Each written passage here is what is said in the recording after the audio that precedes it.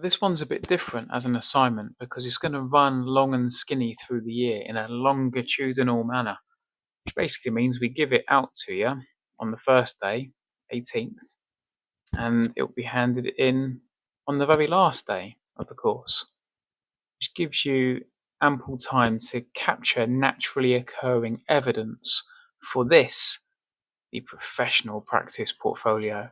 Laura and I will be gathering this evidence with you through the course. So I've written it as an assignment brief because it made sense to show you what we're looking for and to hopefully simplify what is quite a lot of strangely diverse criteria in one hopefully clear sort of running order. Now, as always, if you can give me your signature here just to verify it's your work, that would be great. This unit, as I've mentioned, is strange compared to the others because it gathers lots of different diverse evidence from different areas and brings it together as a portfolio of your professional skills development. But the more we look at it, the more we see that it actually runs in a way that builds through the course quite a body of work of your competencies. So we'll go through each of these sections here. The first bit, and as always, it is structured in this way. Hopefully, that's clear to see what you need to do for each bit. But as ever, if you're unsure of anything, you can always talk to your level 5 chatbot to ask questions about the actual unit you're working on. Or it might be to use it to help you perhaps clarify or simplify or explain something in more detail with examples. Or maybe you want to use it just to check your understanding if you were unsure of anything. So the level 5 DIT chatbot or DITI will be available for you all the way through the course. Now,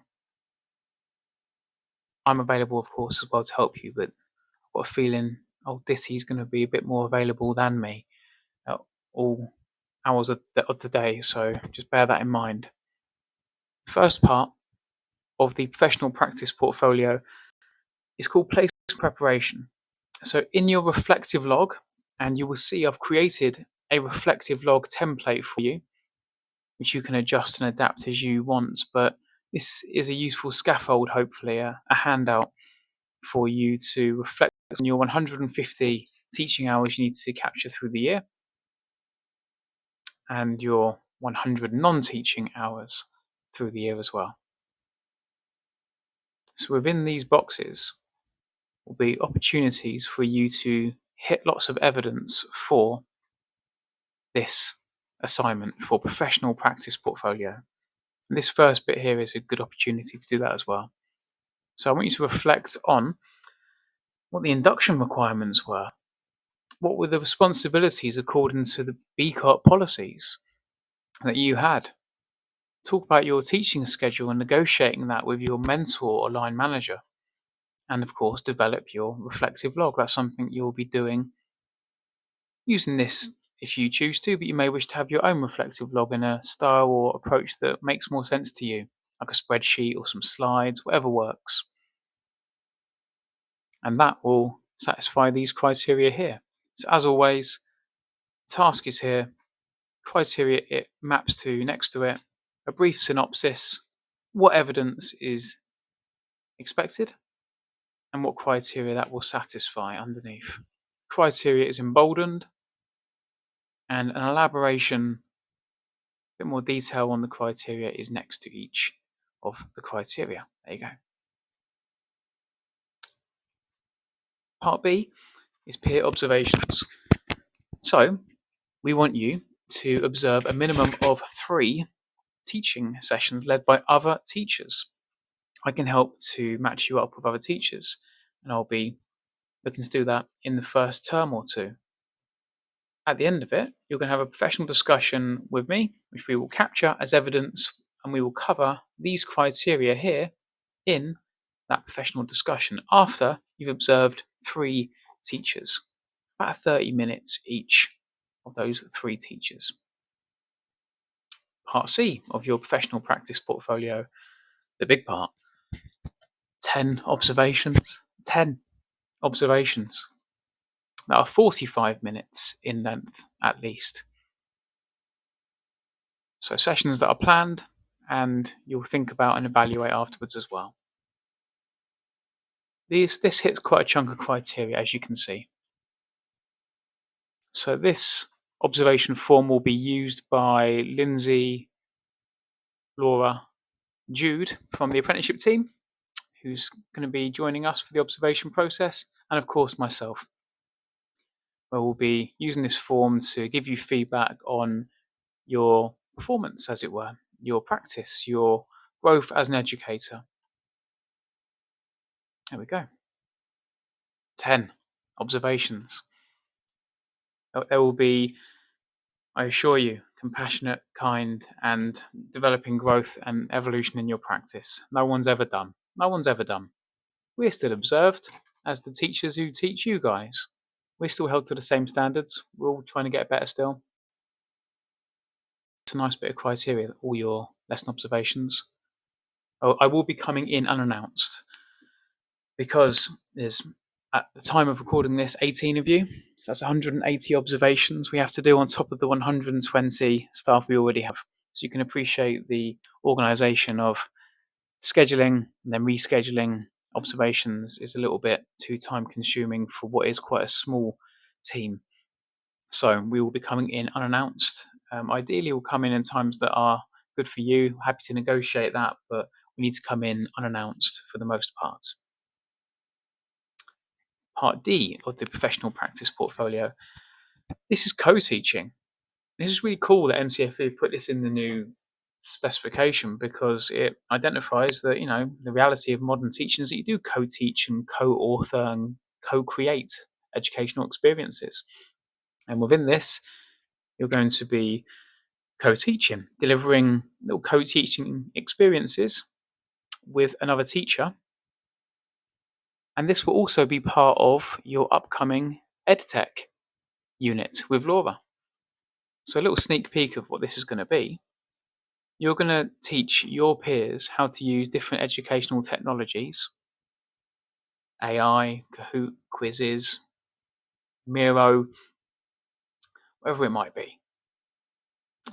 Different uses of a webcam, different uses of interactive whiteboards, virtual reality, or just any online sketching or drawing tool or website that you think is useful. You're going to take 4 different bits of ed tech and you're going to co-teach with another teacher in your class a session on that ed tech to your peers. So 4 little mini co-teaching sessions, teaching your fellow students about a different bit of ed tech.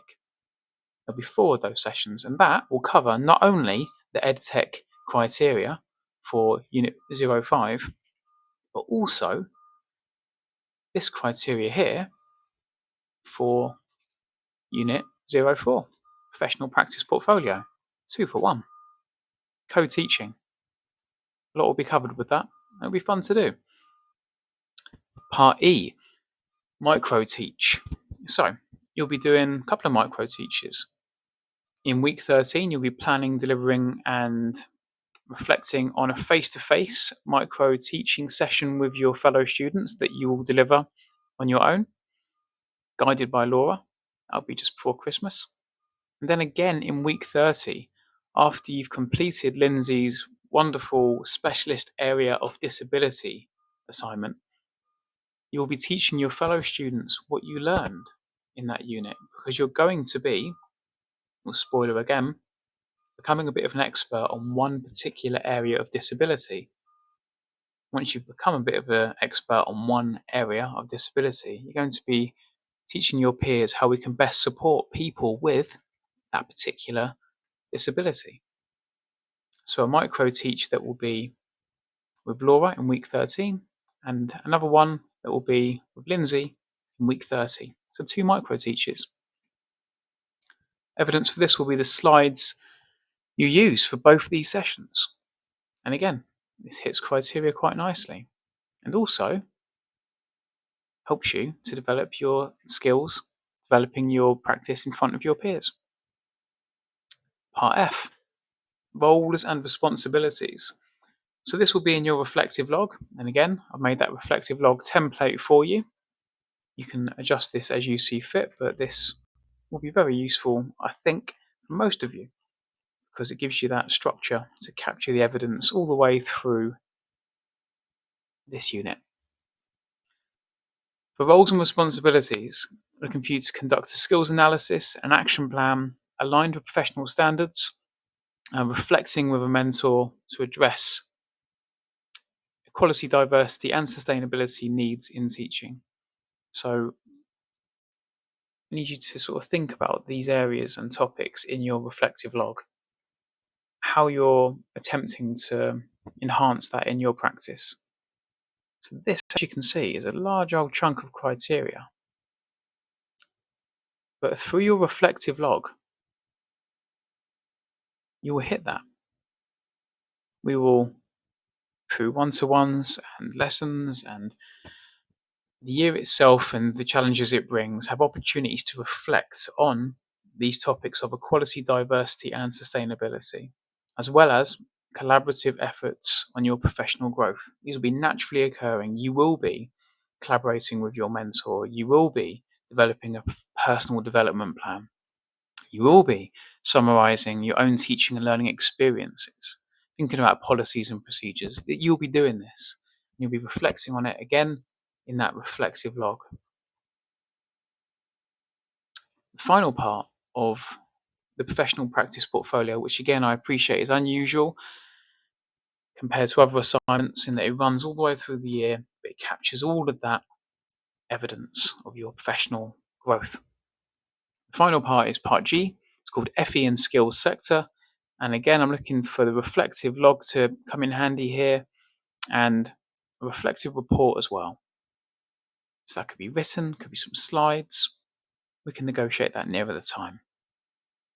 Here you're going to reflect on your understanding of the FE and skills sector that we work in. Analyse your practice, really deconstruct and break it down, and discuss insights that you've picked up on through the year with a mentor to guide your professional development. As you can see, we will be hitting this criteria here, and I've given us, as I always do, the criteria and then a little bit more elaboration on what I mean by that here to guide us in this reflective report and reflective log. There we go. As always, I will be using this to assess whether you have achieved or not yet achieved the work. If you fail on first submission, as it were, or rather, that way to phrase that, not yet achieved. That's a nice way of phrasing it. You then get that resubmission whereby you can achieve.